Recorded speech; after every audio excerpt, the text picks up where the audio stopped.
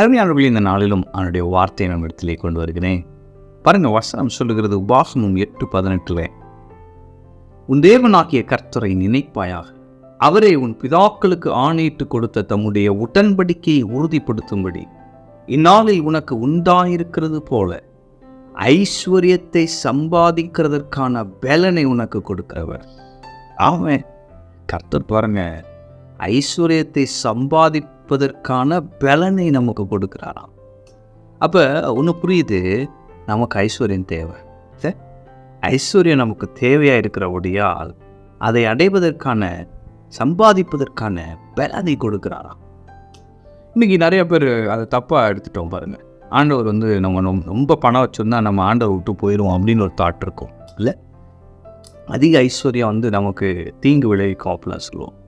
அப்போது பணம்லாம் நமக்கு இருக்கக்கூடாது, பணம் ரொம்ப இருந்துச்சுன்னா அது ஒரு பெருமையை கொண்டு வந்துடும் அப்படிலாம் சொல்லுவோம். ஆனால் ஆண்டவர் பாருங்கள், அவர் ஐஸ்வர்யத்தை சம்பாதிப்பதற்கான பலனை கொடுக்கிறார்.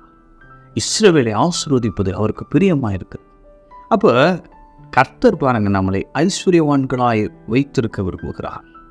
புதிய ஏற்பாட்டு சத்தியம் என்னன்னா, நாம் ஐஸ்வர்யவான்களாக இருக்கும்படியாக அவர் சிலுவையிலே நம் நிமித்தம் தரித்திரரானார். ஆமென். அப்போ இன்னைக்கு ஒன்று புரிஞ்சுக்கோங்க, கர்த்தர் உங்களை ஐஸ்வர்யவான்களாக இந்த பூமியிலே வைத்திருக்கிறார். கிறிஸ்துவுக்குள் உங்களுடைய நிலை என்ன அப்படின்னா, நீங்கள் ஐஸ்வர்யவான்கள். ஒவ்வொரு நாள் சொல்லுங்கள், நான் கிறிஸ்துவுக்குள் ஐஸ்வர்யவானாக இருக்கிறேன். ஆமென். கிறிஸ்துவுக்குள் இருக்கிற அந்த ஐஸ்வர்யத்தை இந்த பூமியிலே நாம் அனுபவிப்பதற்கு என்ன பண்ணுறாரு அப்படின்னா, சம்பாதிப்பதற்கான பலனை கொடுக்குறார். Strength to generate wealth. அப்போ பிஸ்னஸ் ஐடியாஸ் ஆண்டவர் கொடுக்குறாரு, பிஸ்னஸ் க்ரியேட்டிவாக கொண்டு போகிறதுக்கு ஸ்ட்ராட்டஜிஸ் கொடுக்குறாரு, அந்த ஐஸ்வர்யத்தை சம்பாதிப்பதற்கான பலன்.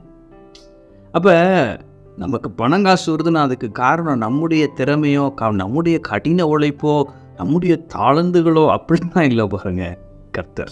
ஆமென். அப்போ இன்னைக்கு நான் சொல்கிறேன், ஒருவேளை நீங்கள் இல்லாமையில் இருக்கலாம் அல்லது குறைவில் இருக்கலாம், ஆனால் ஐஸ்வர்யத்தை சம்பாதிப்பதற்கான பலனை கொடுக்கிற தேவன் உங்களோடு இருக்கிறார். அவர் ஐஸ்வர்ய சம்பனராக இருக்கிறார். நீங்கள் ஐஸ்வர்யவான்களாக இருக்கும்படியாய் உங்கள் நிமித்தம் அவர் தரித்திரராக இருக்கிறார். எனவே உங்கள் வாழ்க்கையில் இருக்கிற அந்த இல்லாமை இனி இல்லாமல் போகும். ஆமென்.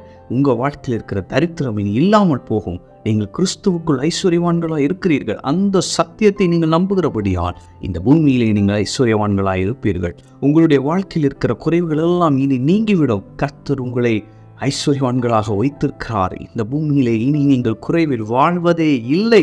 ஐஸ்வர்யத்தை சம்பாதிப்பதற்கான பலனை உங்களுக்கு கொடுத்து, ஐஸ்வர்யத்தை உங்களுக்கு கொடுத்து, உங்களுடைய இல்லாமையெல்லாம் நீக்கி நீங்கள் அநேகருக்கு ஆசீர்வாதமாக இருக்கும்படியாய் தேவன் உங்களை இந்த பூமியில் வைத்திருக்கிறார். இனி வரும் நாட்களிலே அப்படியே செய்வார். நீங்கள் அநேகருக்கு ஆசீர்வாதமாக இருப்பீர்கள். ஐஸ்வர்யத்தை சம்பாதிப்பதற்கான பலனை கொடுப்பார். நீங்கள் ஐஸ்வர்யவான்களாக இருப்பீர்கள். இனி உங்கள் வாழ்க்கையிலே குறைவில்லை, கடற்கள் எல்லாம் அடைக்கப்படும். நீங்கள் இனி அநேகருக்கு ஆசீர்வாதமாய்த்தான் இருப்பீர்கள். அநேக ஊழியங்களுக்கு ஆசீர்வாதமாக இருப்பீர்கள். கர்த்தர் உங்களை கொண்டு இந்த பூமியிலே பெரிய காரியங்களை செய்வார். ஆமென். கர்த்தர் உங்களோடு இருக்கிறார். கர்த்தர் உங்களை ஆசீர்வதிப்பார்.